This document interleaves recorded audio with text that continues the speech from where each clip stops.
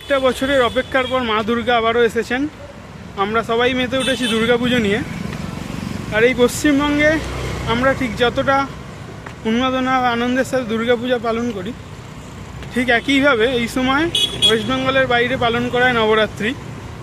বিশেষ করে গুজরাটে ডান্ডিয়া খুবই ফেমাস। তো আজকে এই ভিডিওতে আমি আপনাদের সাথে দেখাবো পুনের একটি নবরাত্রি উৎসবের কিছু মুহূর্ত। তো চলুন দেখতে থাকুন। এই জায়গাটি হচ্ছে সাহুনগর। তো দেখতেই পাচ্ছেন লাইট দিয়ে সাজানো হয়েছে পুরো জায়গাটা। এখানে নানা রকম জিনিসের স্টল বসেছে। আর এইটি হচ্ছে একটি মহালক্ষ্মী মন্দির, যেখানে সারা বছর এই মন্দিরে পুজো হয়। আর এখন যেহেতু সন্ধ্যের সময় আরতি হচ্ছে, সেজন্য মানুষের খুব ভিড়।